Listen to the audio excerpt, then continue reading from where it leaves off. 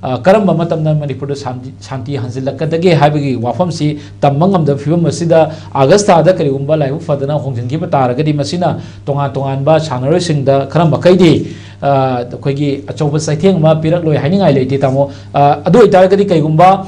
Augusta da hongjal kiba taragani masida hena Sanaroi singi safety ki damata kari tawma mathau tabage haibusu wang ama lai tamo kari na thamining yam sumu wakhne na kumar khoi Canada national akhoi kalkuta semgat liba National Sports University ki infrastructure se Canada atumu tamanda complete wargani aduga August thag man da makhoi khuman pakki hongjilagani haiba wakhum se asimapti akhoi taramna oi welcome tawi loinana haji khuman pakta leiriba National Sports University ki kanasing officing classroom hostel adagi sumba makhoi facility mayam se asi leipasina sumarum orga akhoi khuman pakta akhoi tuan ba event singi tuan ba discipline singi sanajagadaba adagi kano tawdaba practice tawdaba mayam akhoi leiriba sports person mayam se makhoi dasu adum khara se khoinam se adum tin adum lei tabanate aduna makhoi khuman paktagi thaduk laga hariba kanoda nona semgal iba koktuki NSU campus asisa hongsin ki bataragati khwai phaduini haitare ana ipa phaba oiduni ana sidista leba akhoi sports student mayamama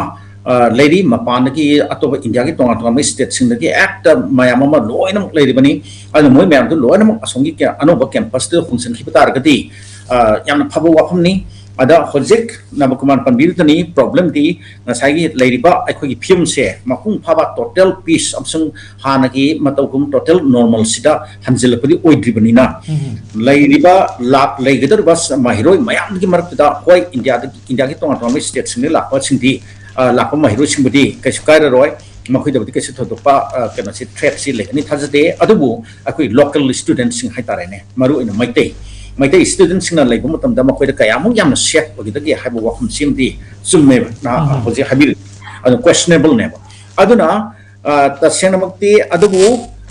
sumaina thajaba mo di lai National Sports University habasi akhoi India ki oina national gi oba institute mo ibani masi Prime Minister Narendra Modi gi magi khoi kare hani